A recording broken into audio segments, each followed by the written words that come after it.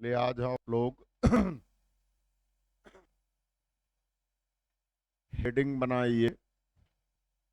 Morley Minto सुधार अधिनियम 1909। Morley Minto सुधार अधिनियम 1909।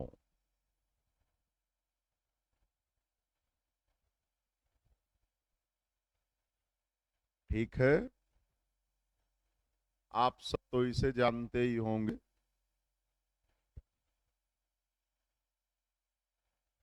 ये जो ये भारत के संवैधानिक सुधार से संबंधित कानून था जो ब्रिटिश संसद द्वारा पारित किया गया था। इस कानून का प्रारूप तत्कालीन भारत सचिव लॉर्ड मार्ले और भारत के वायसराय लॉर्ड मिंटो दोनों ने तैयार किया था, इसीलिए इसे मार्ले मिंटो सुधार अधिनियम कहा जाता है। आपसे बहुत सामान्य सा प्रश्न पूछा जाता है, मार्ले मिंटो सुधार अधिनियम किस वर्ष पारित किया गया था? 1909 ईस्वी में।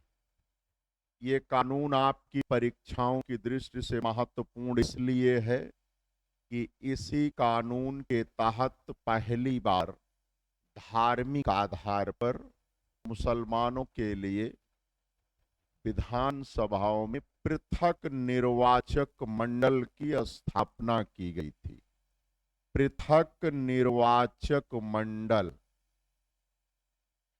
कल की क्लास में मैं बताया था पृथक निर्वाचक मंडल, वैसे तो आप सब जानते हैं लेकिन फिर से जान लीजिए। निर्वाचक मंडल, निर्वाचन, निर्वाचन तो आप सब जानते हैं, इलेक्शन। निर्वाचन में निर्वाचन क्षेत्र होता है, निर्वाचन क्षेत्र का निर्वाचक नामावली होती है। निर्वाचक नामावली में जिनके नाम शामिल होते हैं अर्थात मतदाता सूची में, उसी को निर्वाचक मंडल कहा जाता है ना। यानी उस, जैसे कोई विधानसभा क्षेत्र है, उस विधानसभा क्षेत्र की मतदाता सूची में जिनके जिनके नाम शामिल हैं वो निर्वाचक मंडल कहलाता है ना। तो इसमें उपबंध ये था कि पहली बात तो चुनाव भी लड़ेंगे मुस्लिम सदस्य,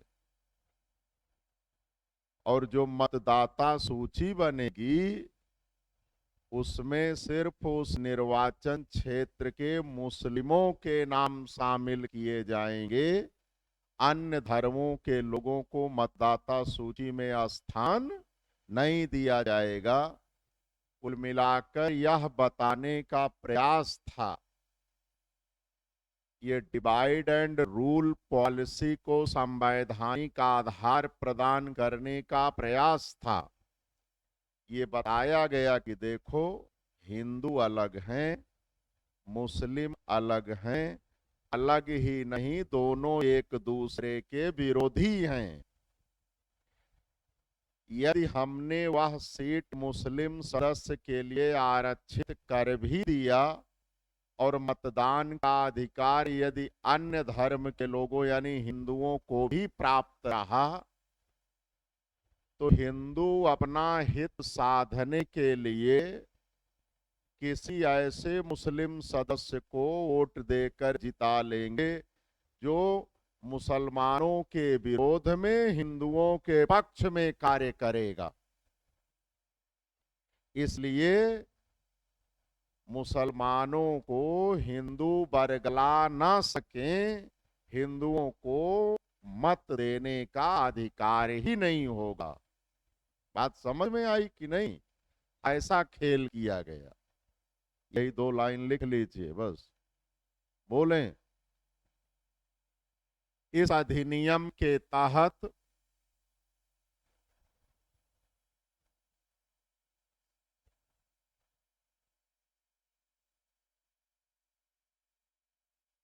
विधान मंडलों में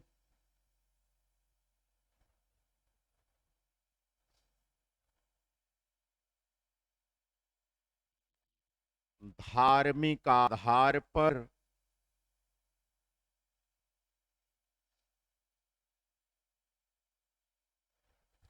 मुसलमानों के लिए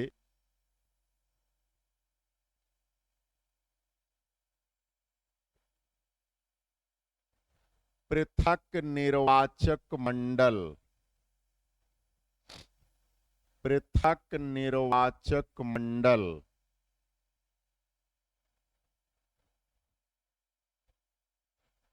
की स्थापना की गई,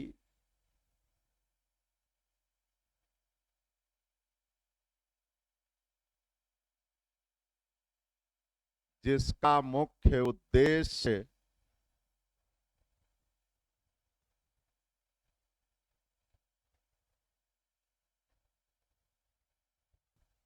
फूट डालो और राज करो,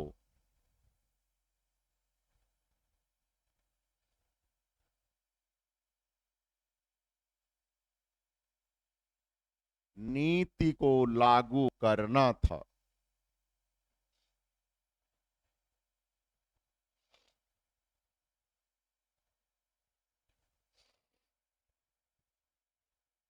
आपसे ये भी प्रश्न पूछा जाता है कि किस वर्ष मुसलमानों के लिए पृथक निर्वाचक मंडल स्थापित किया गया, तो इसका भी उत्तर वही है। अगली हेडिंग,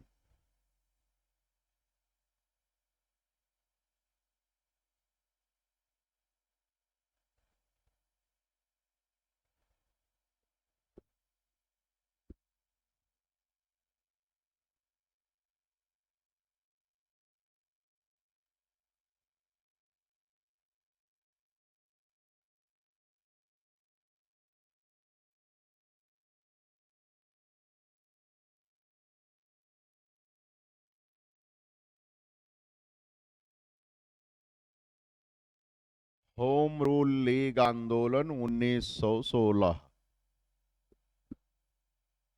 होम रूल लीग आंदोलन 1916, ठीक है।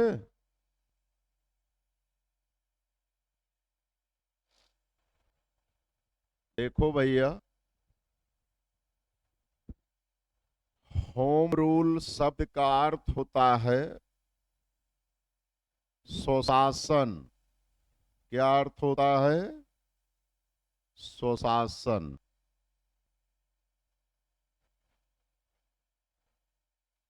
होम रूल लीग संगठन था,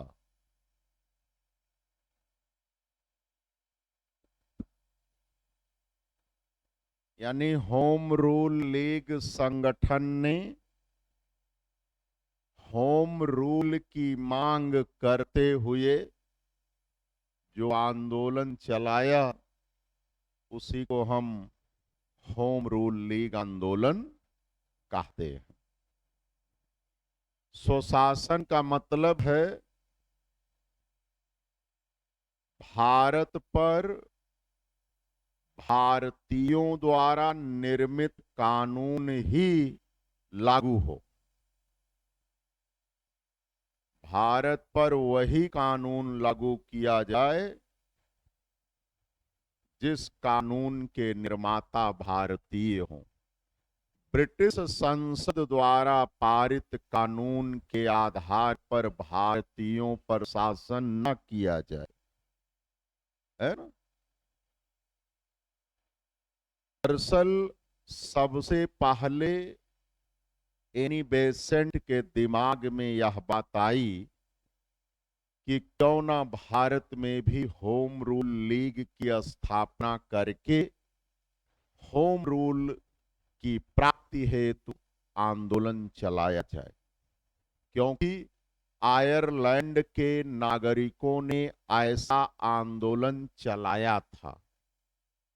आयरलैंड भी ब्रिटेन का उपनिवेश था। जब आयरलैंड के नागरिकों ने होम रूल लीग आंदोलन चलाया, तो ब्रिटेन ने आयरलैंड के नागरिकों को स्वशासन का अधिकार प्रदान किया। ठीक है। तो होम रूल लीग आंदोलन का मुख्य उद्देश्य था संवैधानिक तरीके से स्वशासन का अधिकार प्राप्त करना, और हम ब्रिटिश साम्राज्य का अंग बने रहने को तैयार हैं। हम ब्रिटिश साम्राज्य का अंग बने रहेंगे, लेकिन स्वशासन चाहिए। तो भले ही यह विचार सबसे पहले एनी बेसेंट के दिमाग में आया हो, लेकिन सबसे पहले अप्रैल 1916 में बाल गंगाधर तिलक ने होम रूल लीग की स्थापना पूना में किया। ठीक। बाल गंगाधर तिलक के पश्चात सितंबर 1916 में एनी बेसेंट ने all India home rule league की स्थापना की। दोनों ने मिलकर संपूर्ण भारत में होम रूल आंदोलन चलाया। इस होम रूल आंदोलन का ब्रिटिश सरकार पर प्रभाव हुआ और 20 अगस्त 1917 ईस्वी को तत्कालीन भारत सचिव लॉर्ड मॉन्टेग्यू, क्या नाम था? लॉर्ड मॉन्टेग्यू,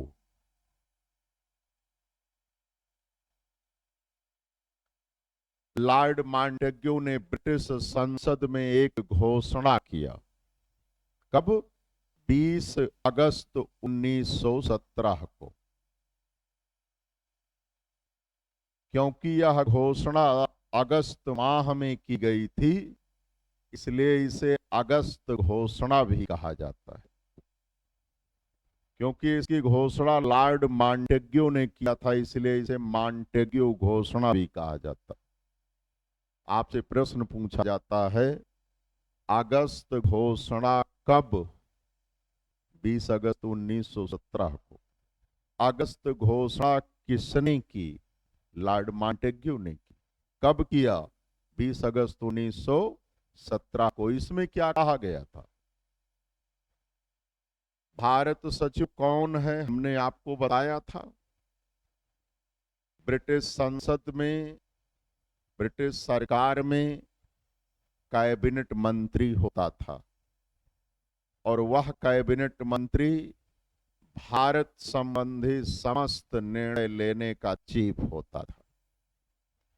तो इस लॉर्ड मॉन्टेग्यू ने ब्रिटिश संसद में घोषणा किया कि भारत पर शासन का मुख्य उद्देश्य, हम जो भारत पर शासन कर रहे हैं, मुख्य उद्देश्य भारत में क्रमशः, एकाएक नहीं, क्रमशः उत्तरदायित्वपूर्ण शासन की स्थापना करना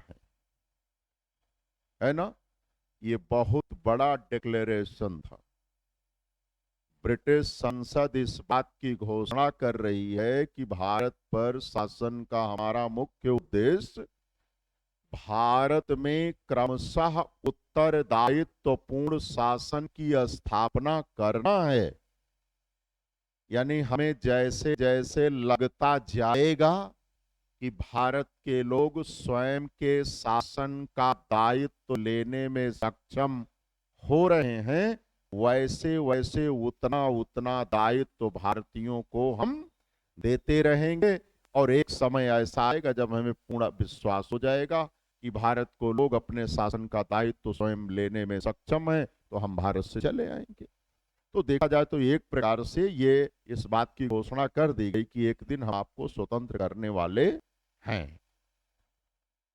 अब इस घोषणा को लागू करने के लिए ब्रिटिश संसद द्वारा जो कानून पारित किया गया 1919 ईस्वी में, उसे मॉन्टेग्यू चेम्सफोर्ड सुधार अधिनियम 1919 अथवा भारत सरकार अधिनियम 1919 कहा जाता है। उसमें अन्य अनेक उपबंधों के साथ साथ जो सबसे महत्वपूर्ण बात हुई वो ये, प्रांतों में उस समय भारत में कुल 11 ब्रिटिश भारतीय प्रांत थे, है ना? जैसे आज भारत में 28, ऐसे ही कितने 11 ब्रिटिश भारतीय प्रांत थे। वहां विधानसभाएं थी, है ना। तो प्रांतों में द्वैध शासन की स्थापना की गई। इसी अधिनियम के तहत प्रांतों में द्वैध शासन की स्थापना की गई। ये द्वैध शासन क्या है? आप लोग संविधान पढ़े हैं। आपके संविधान में मूलतः दो सूची है तो तीन। एक संघ सूची, एक राज्य सूची, एक समवर्ती सूची। तो संघ सूची के विषयों पर कानून बनाने और शासन करने का अधिकार केंद्रीय सरकार का या संसद का है। राज्य सूची के विषयों पर कानून बनाने और शासन करने का अधिकार राज्य सरकारों का या राज्य विधानसभा का है, राज्य विधानमंडल का है। अभी तक राज्य सूची के विषयों पर कानून बनाने और शासन करने का समस्त अधिकार उस प्रांत के गवर्नर और उसकी परिषद को प्राप्त था। यद्यपि कि भारतीय विधानसभाओं में सदस्य के रूप में निर्वाचित होकर मनोनीत होकर जाते थे, लेकिन ना तो उन्हें कानून बनाने का कोई अधिकार था और ना ही शासन का कोई अधिकार था। इस अधिनियम के तहत राज्य सूची के कुछ विषय जैसे शिक्षा, स्वास्थ्य, साफ सफाई, है ना, कुछ विषय उस प्रांत के विधानसभा के भारतीय सदस्यों को ट्रांसफर कर दिए गए, हस्तांतरित कर दिए गए कि अब इन इन विषयों पर कानून बनाने और शासन करने का अधिकार इन भारतीय नेताओं का है। ये इस पर कानून भी बना सकते हैं और उस विभाग के मंत्री भी बन सकते हैं। तो चलो ठीक है, पूरा न सही, केंद्र में न सही, प्रांत में थोड़ा सा तो उत्तरदायित्व, थोड़ा सा शासन में भागीदारी, थोड़ा सा शासन करने का दायित्व प्रदान किया गया। हाँ, एक विष और बोया गया।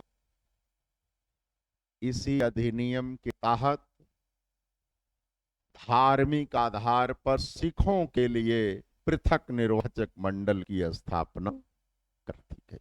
हाँ, यही इतनी बातें आप लोग लिख लें तो ये चरण समाप्त हो जाएगा, फिर हम तीसरे चरण में पहुंच जाएंगे। आप लोगों ने हेडिंग डाला है होम रूल लीग आंदोलन 1916। हाँ, लिखिए।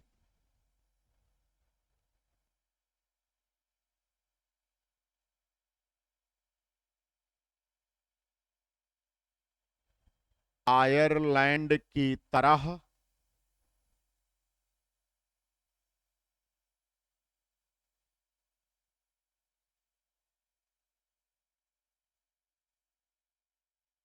भारत में भी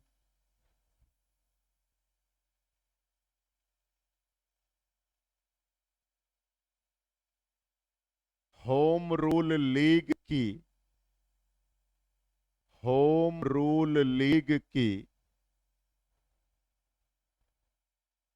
स्थापना का विचार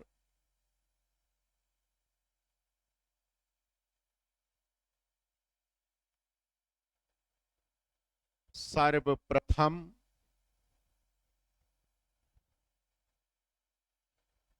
एनी बेसेंट के दिमाग में आया।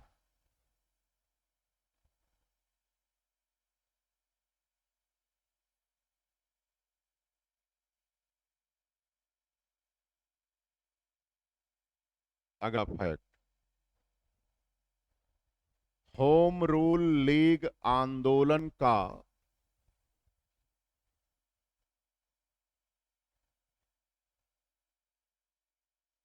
होम रूल लीग आंदोलन का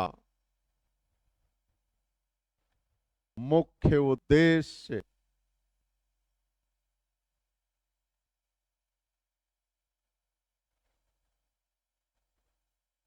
कामा ब्रिटिश साम्राज्य का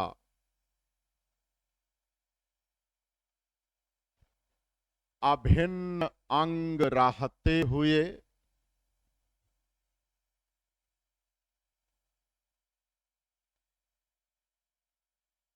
ब्रिटिश साम्राज्य का अभिन्न अंग रहते हुए कामा संवैधानिक तरीके से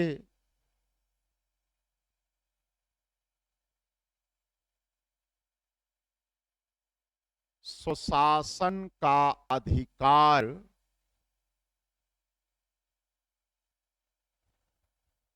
प्राप्त करना था।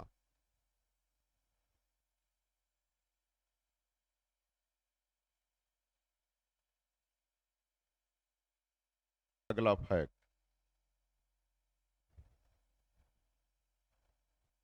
सर्वप्रथम अप्रैल 1916 में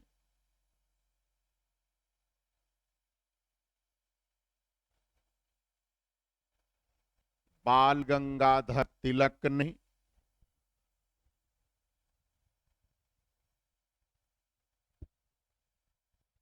पूना में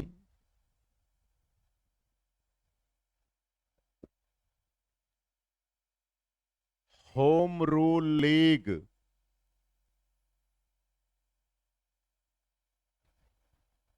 की स्थापना की।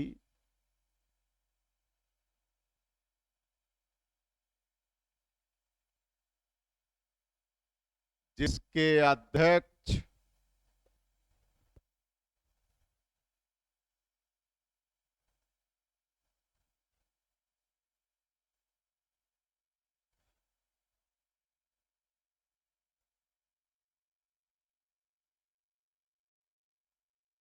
जोसेफ बैप्टिस्टा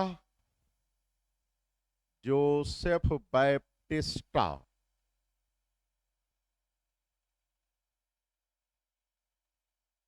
जोसेफ बैप्टिस्टा तथा महासचिव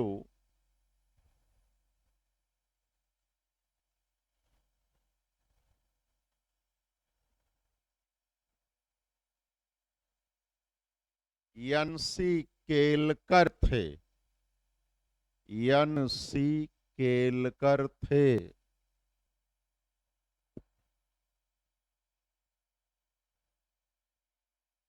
अगला फैक्ट, सितंबर 1916 में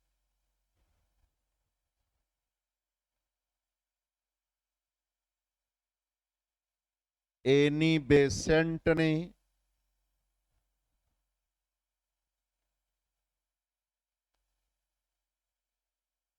मद्रास में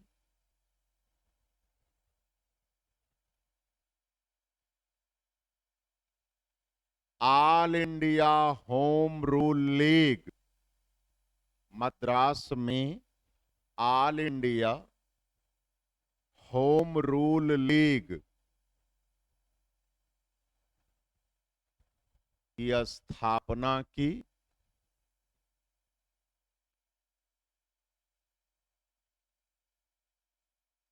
जिसकी अध्यक्षता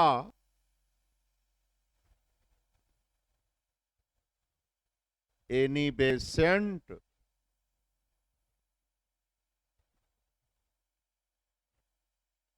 तथा महासचिव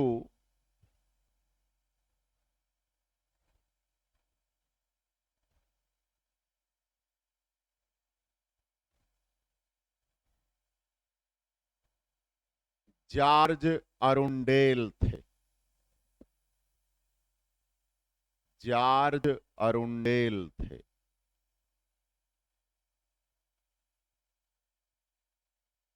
अगला फैक्ट, 20 अगस्त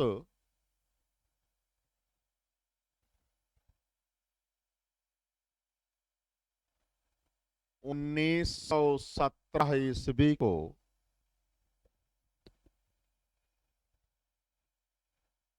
भारत सचिव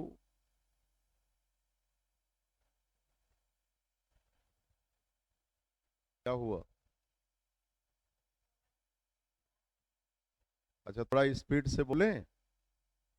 हम दरअसल लोगों का देखते हैं कि लोग कैसे लिख रहे हैं। जब तक कोई लिखता हमें दिखता है तो हम नहीं बोलते, है ना। और ये भी ध्यान में रहता है कि ढेर सारे लोग ऑनलाइन जुड़े हैं, तो उनको भी हम ध्यान में रखते हुए बोलते हैं।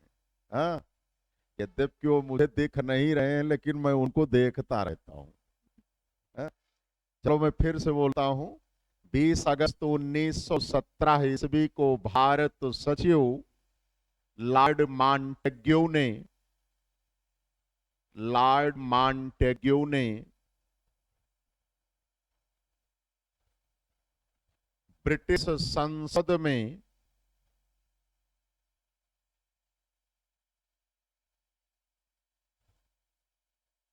एक घोषणा की,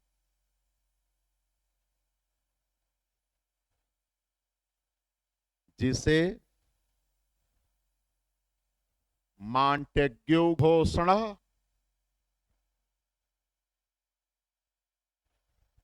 तथा अगस्त घोषणा कहा जाता है।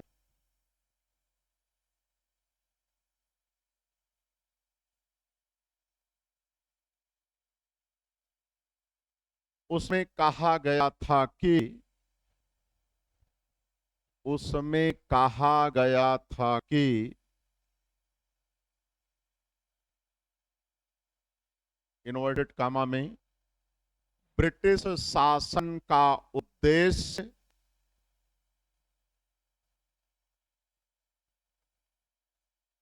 भारत में क्रमशः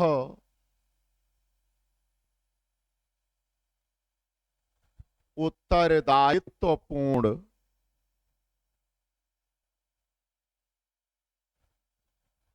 शासन की स्थापना करना है। उत्तरदायित्वपूर्ण शासन की स्थापना करना है। ठीक है, अगली हेडिंग।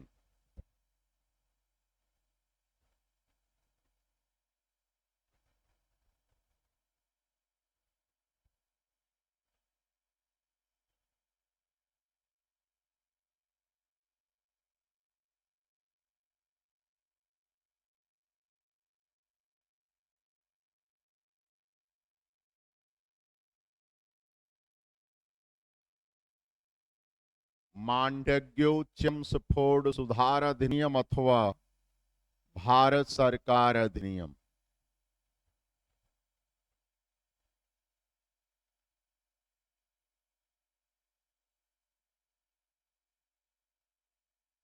उन्नीस सौ उन्नीस। मांटेग्यू चेम्सफोर्ड सुधार अधिनियम अथवा भारत सरकार अधिनियम 1919। ठीक है, देखो इस कानून का भी प्रारूप तत्कालीन भारत सचिव लॉर्ड मॉन्टेग्यू, तत्कालीन भारत के वायसराय लॉर्ड चेम्सफोर्ड ने तैयार किया था, इसीलिए इसे मॉन्टेग्यू चेम्सफोर्ड सुधार अधिनियम कहा जाता है। चलिए लिखिए। इस अधिनियम के तहत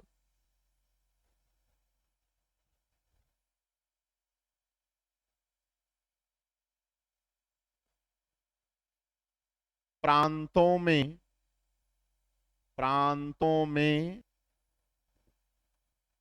द्वैध शासन की स्थापना की गई। द्वैध शासन की स्थापना की गई,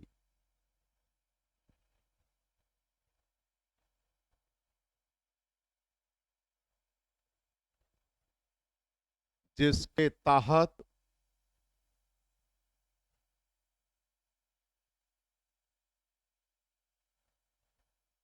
राज्य सूची के विषयों को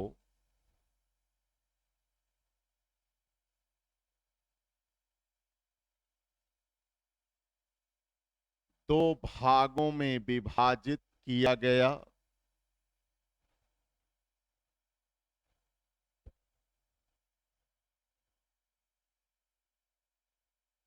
डैश ए आरक्षित विषय,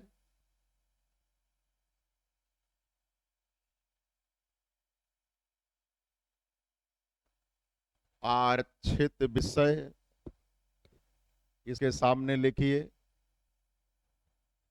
आरक्षित विषयों पर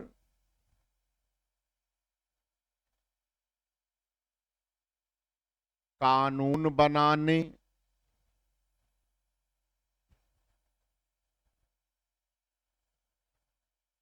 तथा शासन करने का अधिकार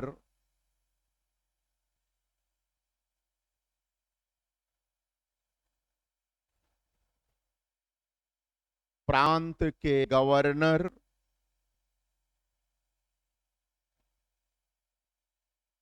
तथा उसकी परिषद को प्राप्त था।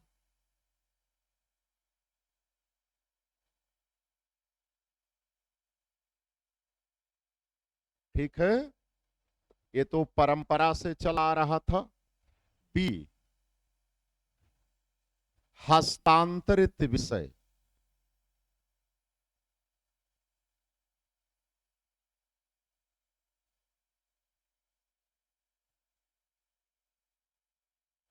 हस्तांतरित विषय, इसके सामने लिखिए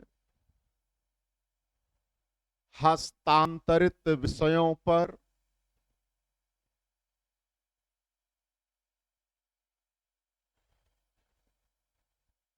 कानून बनाने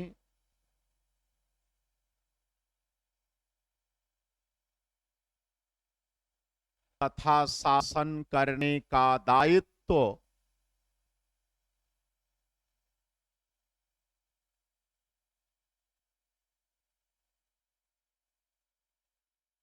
प्रांतों की विधान सभाओं के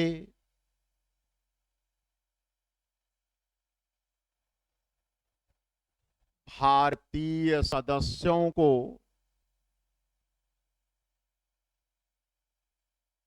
प्रदान किया गया।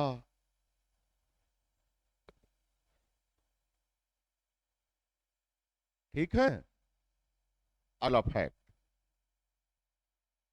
इस अधिनियम के तहत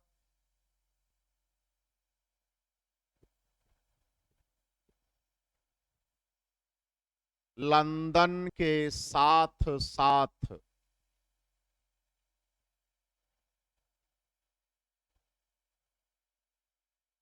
भारत में भी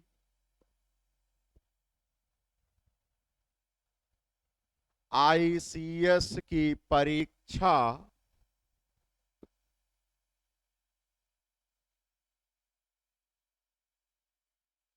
आयोजित कराने का निर्णय लिया गया।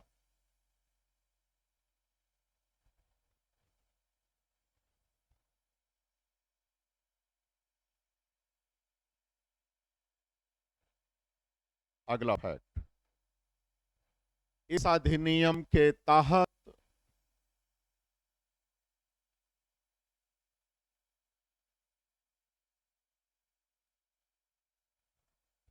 विधान मंडलों में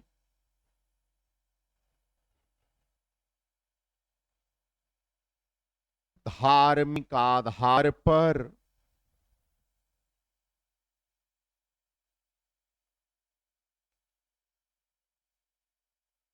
सिखों के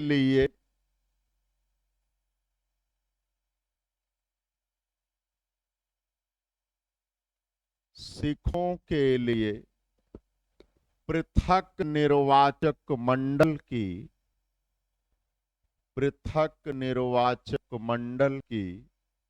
स्थापना की गई। स्थापना की गई। ठीक है भैया, राष्ट्रीय आंदोलन का द्वितीय चरण आपका समाप्त हो गया है। ठीक, अगर किसी को कोई प्रश्न पूछना हो, कहीं कोई कंफ्यूजन हो, तो आप हमसे पूछ सकते हैं, अदरवाइज हम सीधे तृतीय चरण पर पहुंचते हैं। हाँ, चलिए, पूछने के लिए प्रतिदिन है। हम कहें या ना कहें, आपको कहीं किसी प्रश्न में कोई कंफ्यूजन हो, किसी फैक्ट पर आप कोई प्रॉब्लम सॉल्व करें, उसमें कोई बात ना समझ में आए, बिना किसी हिचक के आप मुझसे पूछ सकते हैं। चलिए, हेडिंग बनाइए, तृतीय चरण।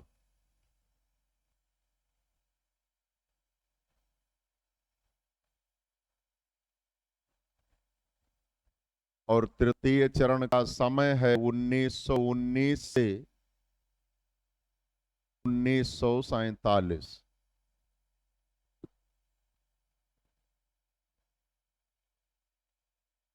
ये चरण सबसे महत्वपूर्ण है। इसमें एक लाइन आप पहले लिखें, तब मैं कुछ बताऊं। बोलें, राष्ट्रीय आंदोलन के तृतीय चरण को गांधी युग कहा जाता है। गांधी युग कहा जाता है। अब आप हेडिंग बनाएंगे, मोहनदास करमचंद गांधी, है ना। अब देखो भाई, चूंकि राष्ट्रीय आंदोलन के इस चरण को गांधी युग कहा जाता है, तो गांधी जी के विषय में जानकारी जरूरी है।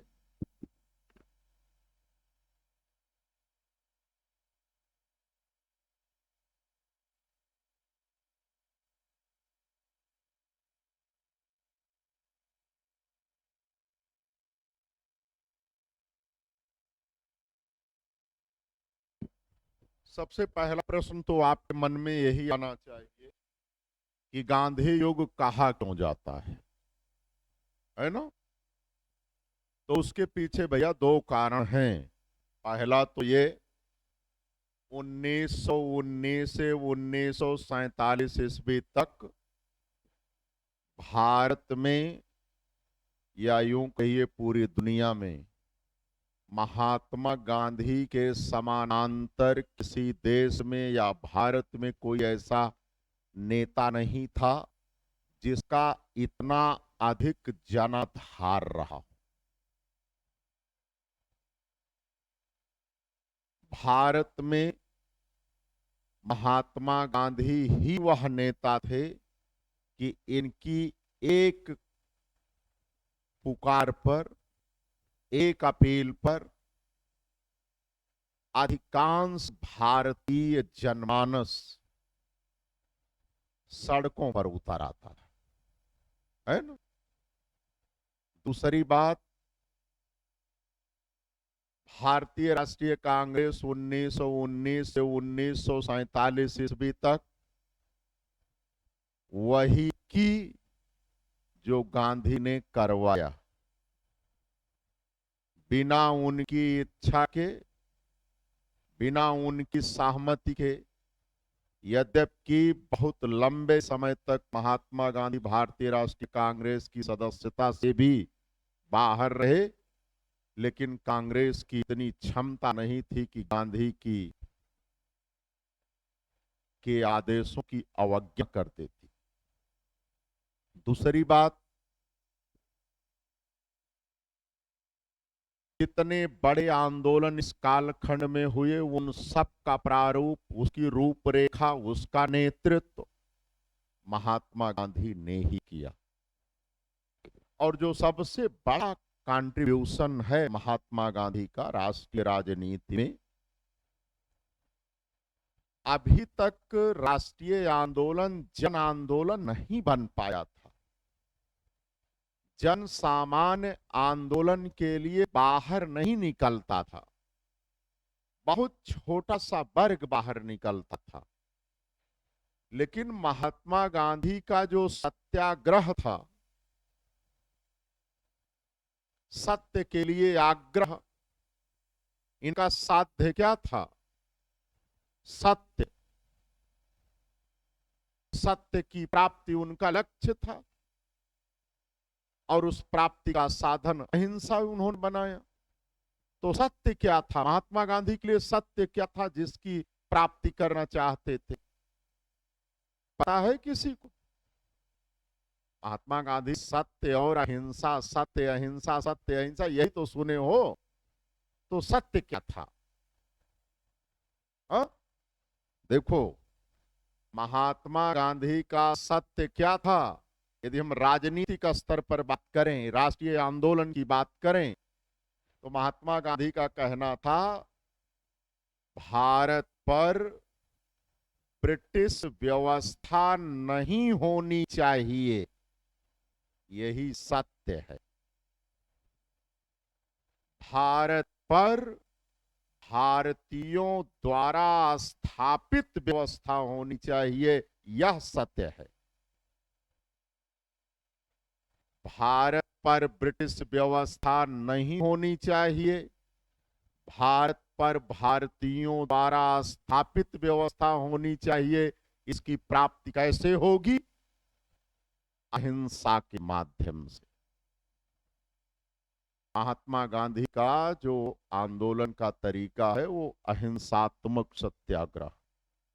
अहिंसा को क्यों उन्होंने आधार बनाया? हिंसा का मतलब होता है बलपूर्वक और अहिंसा का मतलब है बिना बल प्रयोग के।